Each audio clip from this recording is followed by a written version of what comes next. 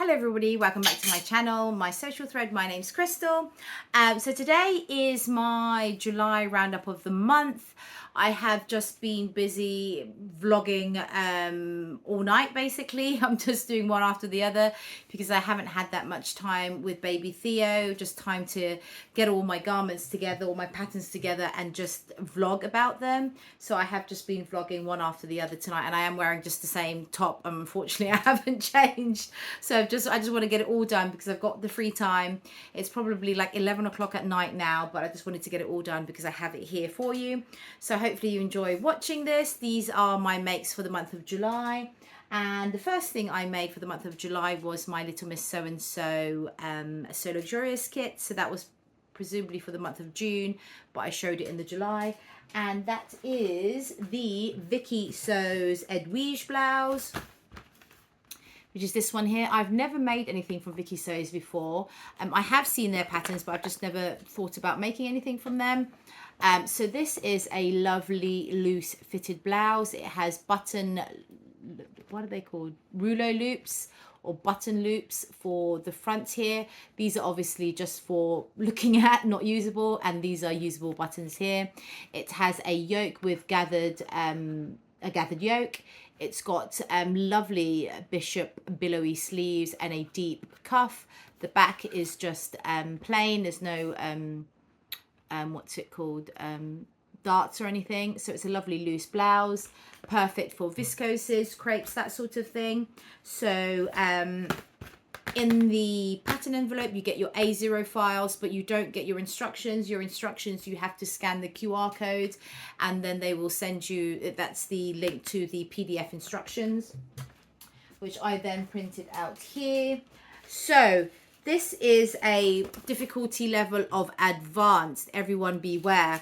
It is just a blouse, but there's so much detail and technique in this blouse that I actually took it for granted, and I just thought it was a rubbish pattern at first because there's so much detail in it, and I just thought, who would do that for a blouse? And also I just wasn't understanding some of the instructions anyway. First and foremost, the way they apply the interfacing to the facing pieces is actually a lovely way of doing it.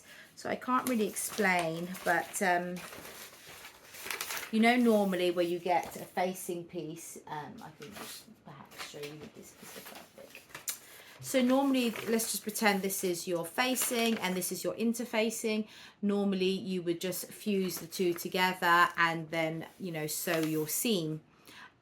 For this one, for this particular pattern, they've got a beautiful technique which I've not actually come across before. So what you do is you do right sides together, and instead of fusing the interfacing to the facing piece, you sew down the seam and then you turn it the right way out and then you press it, and then, or you press it this side, and then this bit is you attach it. So then it's almost just like an enclosed seam, but instead of using fabric, it's fabric interfacing. I don't know if that makes sense, but I will show you my version here now rather than go through the pattern first, just so you can have an idea of what I'm trying to say. So I didn't, so with those instructions, I didn't do that because I just thought, you know, interfacing, facing, you know, fuse the two together as you would normally do with for any other pattern. So that's what I went ahead and did. But obviously when I read the instructions, I realized I'd done it wrong, but then I couldn't remove the interfacing, and, you know, so I just went with it.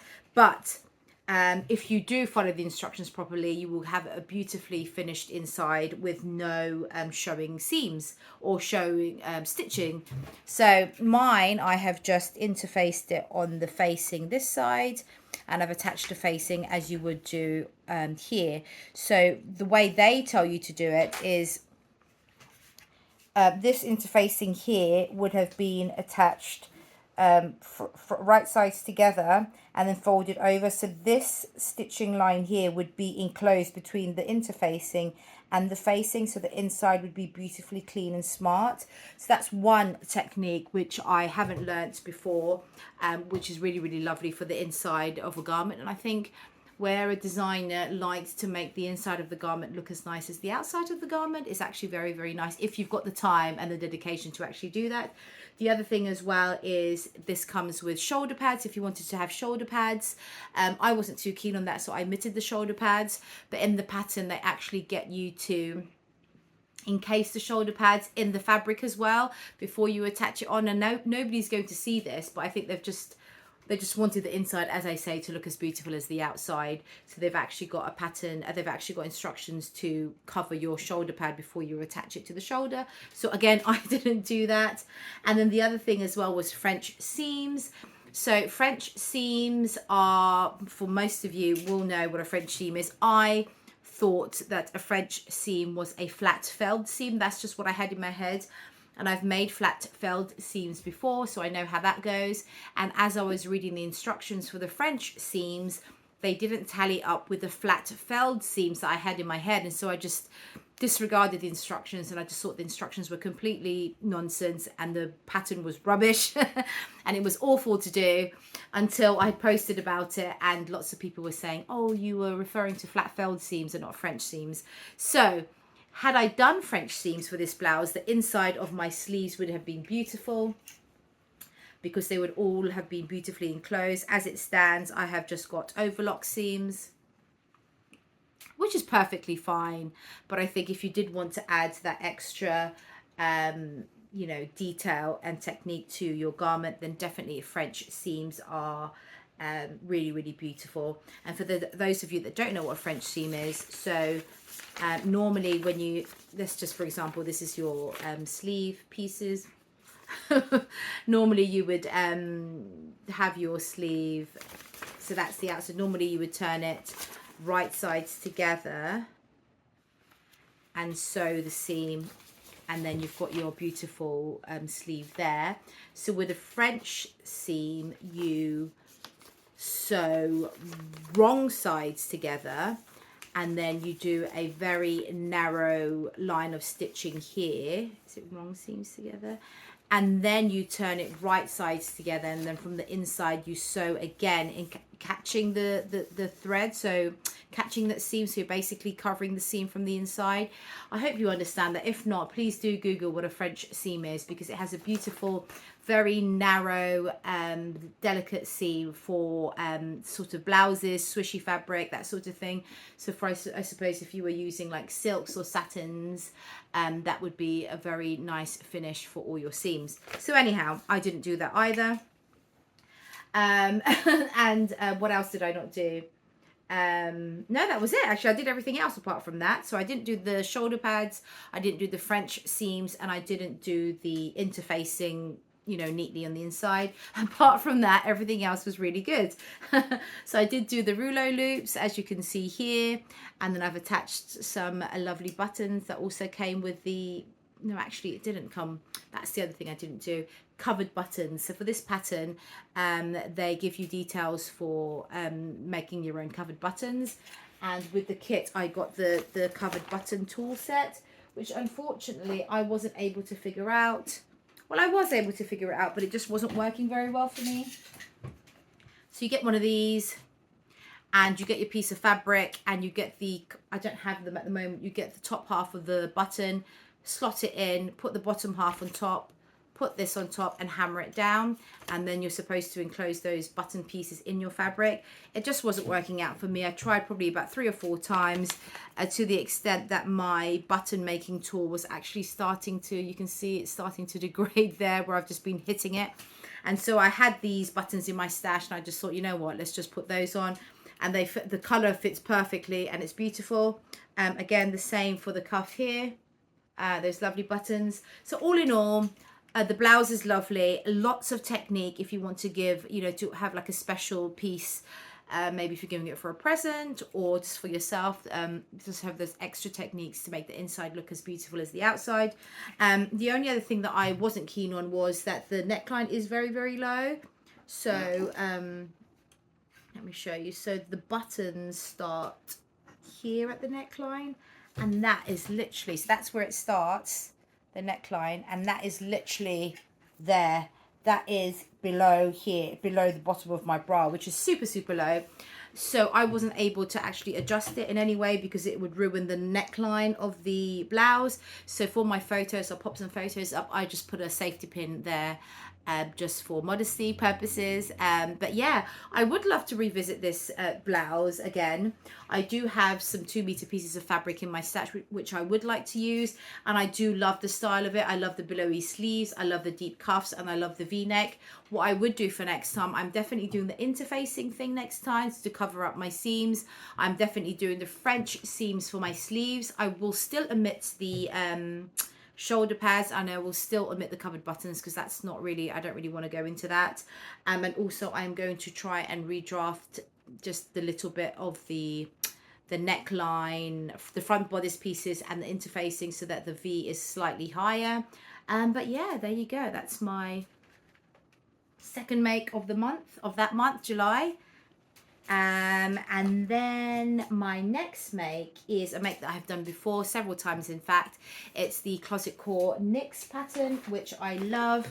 This is the pattern here. So these are my project envelopes, and I already have another one in there that's cut out ready for me to do. So this is the Closet Core NYX dress. I have spoken in length about this in my previous vlog, so I will just go through it quickly with you. It's a lovely bohemian type loose flowy summer dress, and you've got the blouse version or the dress version, and the line drawings are as such. So you've got gathered yokes, long sleeves with elasticated cuffs or the short sleeves. You've got rouleau loops and buttons at the front, elasticated waist, 3-tiered skirt, no pockets, but I've added my own pockets. And then you've also got a blouse version without the buttons, just a center front seam there. So I have done 1, 2, 3 long sleeve versions, and this is my first short sleeve version. Although having said that, one of my long sleeve versions, it was quite short. The sleeve was quite short, so I ended up chopping it as a short sleeve version. Again, this particular pattern has so much ease that I ended up downsizing by about 3 or 4 sizes. So according to the bust measurements, I should have been like a 12 or a 14, but I ended up going for a size 6, which I'm not a size 6 at all. But the ease is, there's a lot of ease in this. So for the size 6, which is a bust of 34 inches, waist of 27 inches, the finished measurements for that is a bust of 47 inches. So that is 13 inches of ease at the bust. And then for the waist is 47 inches again. So from the waist, 27 to 47, that's 20 inches of ease at the waist. Now, it's supposed to be quite billowy and quite loose, which is great, but I think that is like loads of ease. And so that's why I was able to go from a size 12, 14 to a size 6. So I love this dress. I've made several, as I say, and I've already got this one all lined up. So I've got this, it's like a light blue cotton dobby from Minerva Craft, so that's all cut up ready for me to make. It's a short sleeve version, so I actually better get a move on because it's September now, almost September, and the weather's going to start to turn, and I probably won't be able to get much wear out of it, but I will wear it again for the next spring summer season. What I like about this, I love everything about this dress.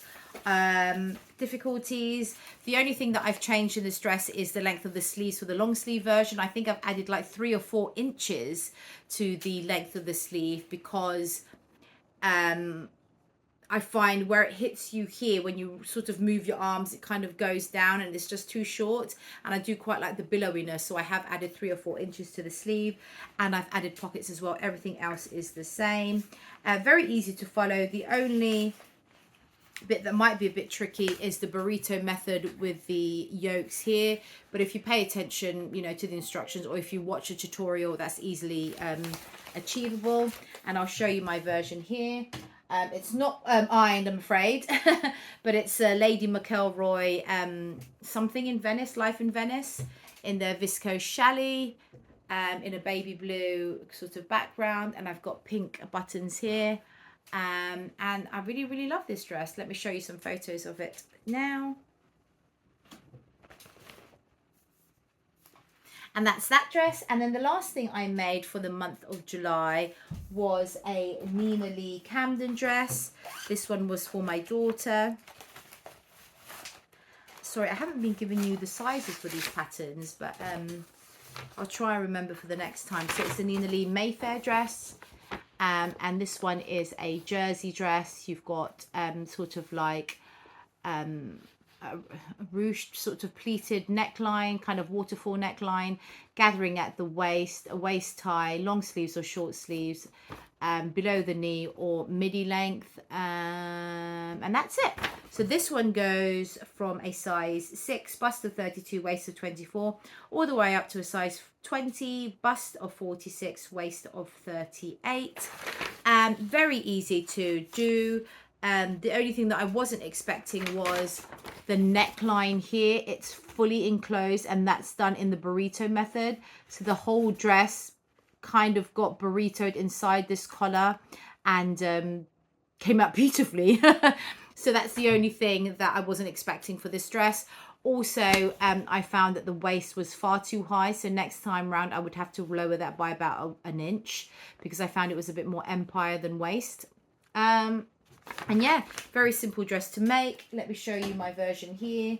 So I have used a organic cotton jersey from Little Legs Fabrics, and this one was for my daughter Sienna. So, and that's the fabric. So as you can see, that's the waist tie there. So it's gathered, and you can either use clear elastic or you can do gathering stitches. So that's quite nice that the designer has given you two options of doing the same sort of technique. So you've got waist ties here, and what I'm referring to with the pleats, so the back of the neckline has pleats, and then that goes all the way through to the neckline piece to give you sort of this kind of pleated look here. I did have to raise the neckline a bit for my daughter because I think it was quite here, so I had to raise it by a couple of inches. And as I say, this collar here is fully enclosed, as you can see, and I don't know if I can explain it, but the whole thing was burrito method in.